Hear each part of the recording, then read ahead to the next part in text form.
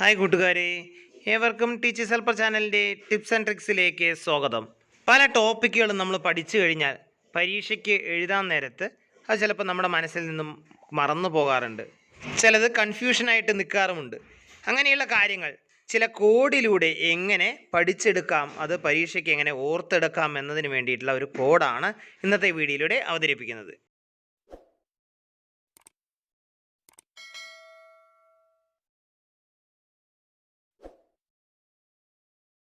കോഡിലൂടെ പഠിക്കാം. Tips and ട്രിക്സിൻ്റെ പുതിയൊരു അധ്യായത്തിലേക്ക് ഏവർക്കും സ്വാഗതം. ടിപ്സ് ആൻഡ് ട്രിക്സിൽ ഇന്ന് നമ്മൾ ചർച്ച ചെയ്യാൻ പോകുന്നത് വേമ്പനാട്ട് കായലിൽ പതിക്കുന്ന നദികളെക്കുറിച്ചാണ്. വേമ്പനാട്ട് കായലിൽ പതിക്കുന്ന നദികളെ എങ്ങനെ ഓർത്തു വെക്കാനുള്ള ഒരു കോഡാണ് ഇന്നത്തെ വീഡിയോയിലൂടെ അവതരിപ്പിക്കുന്നത്. ഇത് മിക്ക മത്സര പരീക്ഷയ്ക്കും ചോദിക്കാൻ സാധ്യതയുള്ള ഒരു ഭാഗമാണ്, വേമ്പനാട്ട് കായലിൽ പതിക്കുന്ന നദികൾ ഏതൊക്കെയാണെന്ന്. പക്ഷേ പല നദികളും പരസ്പരം മാറിപ്പോകും നമ്മൾ എഴുതുന്ന സമയത്ത്.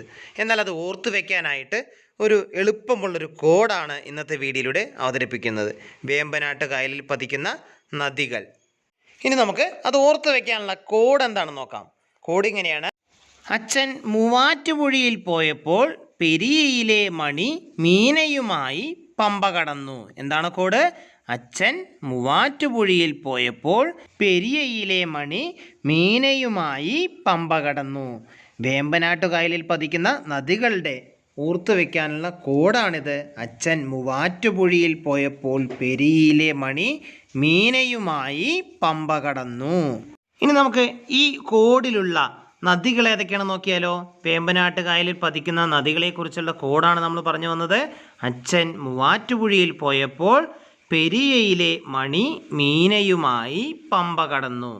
ഇതിൽ അച്ഛൻ മൂവാറ്റുപുഴയിൽ എന്നതിൽ അച്ഛൻ എന്താണ്? അച്ഛൻ കോവിലാറ്. മൂവാറ്റുപുഴ തന്നെയാണ്. പിന്നെയോ പെരിയാർ നദി. പിന്നെ ഏതാണ്? മണിമലയാറ്. മീനച്ചലാർ. പമ്പ എന്ന് പറയുമ്പോൾ പമ്പാ നദി. അപ്പോൾ എങ്ങനെയാണ് വേമ്പനാട്ട് കായലിൽ പതിക്കുന്ന നദികളെക്കുറിച്ചാണ് പറയുന്നത്. അച്ഛൻ മൂവാറ്റുപുഴയിൽ പോയപ്പോൾ പെരിയിലെ മണി മീനയുമായി പമ്പ കടന്നു എന്നതാണ് കോഡ്. ഇനി അതുമായി ബന്ധപ്പെട്ട നദികൾ ഏതൊക്കെയായിരുന്നു? അച്ഛൻ മൂവാറ്റുപുഴയിൽ പോയപ്പോൾ എന്ന് പറയുന്നതിൽ അച്ഛൻ കോവിലാർ, മൂവാറ്റുപുഴ, പിന്നെ പെരിയാർ നദി, മണിമലയാർ, മീനച്ചലാർ, പമ്പാ നദി എന്നിവയാണ് വേമ്പനാട്ട് കായലിൽ പതിക്കുന്ന നദികൾ. ഏതൊക്കെയാണ് അപ്പോൾ വേമ്പനാട്ട് കായലിൽ പതിക്കുന്ന നദികൾ? അച്ഛൻ കോവിലാർ, മൂവാറ്റുപുഴ, പെരിയാറ്, മണിമലയാർ, മീനച്ചലാർ, പമ്പാ നദി എന്നിവയാണ് വേമ്പനാട്ട് കായലിൽ പതിക്കുന്ന നദികൾ. അപ്പോൾ ഓർത്ത് വെക്കുക, ഈ കോഡ് എളുപ്പമുള്ള കോഡാണ്. ഓക്കെ, നമുക്ക് ഇതുമായി ബന്ധപ്പെട്ട കുറച്ച് അധിക വിവരങ്ങൾ കൂടി പഠിച്ചാലോ. എന്താണ് ഏറ്റവും വലിയ കായൽ ഏതാണെന്നറിയോ? വേമ്പനാട്ട് കായലാണ് ഏറ്റവും വലിയ കായൽ. അതിൻ്റെ വലിപ്പം എത്രയാണെന്ന് നോക്കിയാൽ 205 സ്ക്വയർ കിലോമീറ്ററാണ് വേമ്പനാട്ട് കായലിൻ്റെ വലിപ്പം. ഈ വേമ്പനാട്ട് കായലിലെ ദ്വീപുകൾ ഏതൊക്കെയാണ് ചോദിച്ചാൽ വെല്ലിംഗ്ടൺ, വൈപ്പിൻ, വല്ലാർപാടം, കടമക്കുടി, പാതിരാമണൽ എന്നിവയാണ് വേമ്പനാട്ട് കായലിലെ ദ്വീപുകൾ. വെല്ലിംഗ്ടൺ, വൈപ്പിൻ, വല്ലാർപാടം, കടമക്കുടി, പാതിരാമണൽ എന്നിവയാണ് വേമ്പനാട്ട് കായലിലെ ദ്വീപുകളായിട്ട് പറയുന്നത്. ഈ വേമ്പനാട്ട് കായലിലെ ഏറ്റവും വലിയ പ്രകൃതിദത്ത ദ്വീപ് ഏതാണെന്ന് ചോദിച്ചാൽ അത് പാതിരാമണലാണ്. പിന്നെ ഇന്ത്യയിലെ ഏറ്റവും വലിയ തണ്ണീർത്തടം ഏതാണ്? വേമ്പനാട്ട് കായലാണ്. ഇന്ത്യയിലെ ഏറ്റവും വലിയ തണ്ണീർത്തടം ഏതാണെന്ന് ചോദിച്ചാൽ അത് വേമ്പനാട്ട് കായലാണ്. ഈ വേമ്പനാട്ട് കായലിൽ പതിക്കുന്ന നദികളെക്കുറിച്ചാണ് നമ്മളിപ്പോൾ പറഞ്ഞത്. ഏതൊക്കെയാണ് നദികൾ?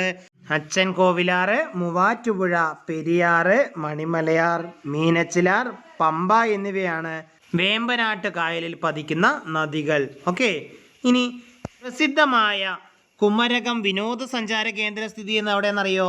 അത് വേമ്പനാട്ട് കായലാണ്. പ്രസിദ്ധമായ കുമരകം വിനോദസഞ്ചാര കേന്ദ്രം സ്ഥിതി ചെയ്യുന്നത് വേമ്പനാട്ട് കായലിലാണ്. കുട്ടനാട്ടിൽ നെൽകൃഷിക്ക് ഉപ്പുവെള്ളം കയറുന്നത് തടയാനായിട്ട് വേമ്പനാട്ട് കായലിൽ നിർമ്മിക്കുന്ന ബണ്ട് ഏതാണെന്നറിയോ? തണ്ണീർമുക്കം ബണ്ടാണ് കുട്ടനാട്ടിലെ നെൽകൃഷിയിൽ ഉപ്പുവെള്ളം കയറുന്നത് തടയാൻ വേണ്ടി നിർമ്മിച്ച ബണ്ടാണ്. വേമ്പനാട്ട് കായലിൽ നിർമ്മിച്ച ബണ്ടാണ് തണ്ണീർമുക്കം ബണ്ട്. 1975 ഈ തണ്ണീർമുക്കം ബണ്ട് നിർമ്മിച്ചത്.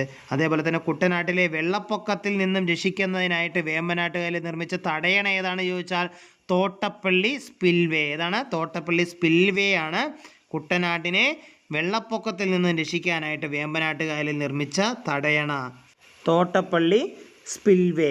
ഇനി തോട്ടപ്പള്ളി സ്പിൽവേ ഏത് പ്രദേശവുമായിട്ടാണ് ബന്ധിപ്പിച്ചിരിക്കുന്നതെന്നറിയോ? കുട്ടനാടുമായിട്ടാണ് തോട്ടപ്പള്ളി സ്പിൽവേ ബന്ധിപ്പിച്ചിരിക്കുന്നത്. വേമ്പനാട്ട് കായൽ വ്യാപിച്ചു കിടക്കുന്ന 3 ജില്ല ഏതാണെന്നറിയോ? ആലപ്പുഴ, എറണാകുളം, കോട്ടയം. ഒരു കായൽ ഏറ്റവും കൂടുതൽ ജില്ലകളുമായിട്ട് വ്യാപിച്ചു കിടക്കുന്നത് ഈ വേമ്പനാട്ട് കായലാണ്. എത്ര ജില്ലകളാണ്? 3 ജില്ലകളാണ്. ആലപ്പുഴ, എറണാകുളം, കോട്ടയം എന്നീ ജില്ലകളുമായിട്ടാണ് ഈ വേമ്പനാട്ട് കായൽ വ്യാപിച്ചു കിടക്കുന്നത്. കൊച്ചി തുറമുഖം സ്ഥിതി ചെയ്യുന്നത് വേമ്പനാട്ട് കായലിലാണ്. അതുപോലെ തന്നെ പുന്നമടക്കായൽ, കൊച്ചി കായൽ എന്നീ പേരുകളിൽ അറിയപ്പെടുന്ന കായൽ ഈ വേമ്പനാട്ട് കായൽ തന്നെയാണ്. പുന്നമടക്കായൽ, കൊച്ചി കായൽ എന്നീ പേരുകളിൽ അറിയപ്പെടുന്ന കായൽ ഏതാണ്? വേമ്പനാട്ട് കായലാണ്. ആലപ്പുഴ ജില്ലയിലെ കൈതപ്പുഴ കായൽ എന്ന് ഏത് കായലിൻ്റെ ഭാഗമാണ് ചോദിച്ചാൽ അത് വേമ്പനാട്ട് കായലിൻ്റെ ഭാഗമാണ്. ആലപ്പുഴ ജില്ലയിലെ കൈതപ്പുഴ കായൽ വേമ്പനാട്ട് കായലിൻ്റെ ഭാഗമായിട്ടാണ് വരുന്നത്. അതുപോലെ വീരൻപുഴ എന്ന് കൊച്ചിയിൽ അറിയപ്പെടുന്ന കായൽ ഏതാണെന്നറിയോ? അതും വേമ്പനാട്ട് കായലാണ്. വീരൻപുഴ എന്ന പേരിൽ കൊച്ചിയിൽ അറിയപ്പെടുന്ന കായലാണ് വേമ്പനാട്ട് കായൽ. കേരളത്തിലെ ഏറ്റവും വലിയ റാംസർ സൈറ്റ് ഏതാണ്? വേമ്പനാട്ട് കായലാണ്. അതുപോലെ വൈക്കം ക്ഷേത്രം സ്ഥിതി ചെയ്യുന്ന ഏത് കായലോരത്താണ് ചോദിച്ചാൽ അത് വേമ്പനാട്ട് കായലാണ്. മനസ്സിലായോ? പിന്നെ അതുപോലെ തന്നെ വേമ്പനാട്ട് കായൽ എന്ന പേരെങ്ങനെയാണ് വന്നതെന്നറിയോ?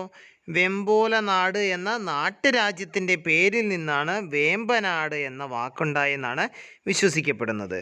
വെമ്പോലനാട് എന്ന നാട്ടുരാജ്യത്തിൻ്റെ പേരിൽ നിന്നാണ് വേമ്പനാട് എന്ന വാക്കുണ്ടായെന്നാണ് പറയപ്പെടുന്നത്. അപ്പോൾ അങ്ങനെയാണ് വേമ്പനാട്ട് കായൽ എന്ന പേര് വന്നത്.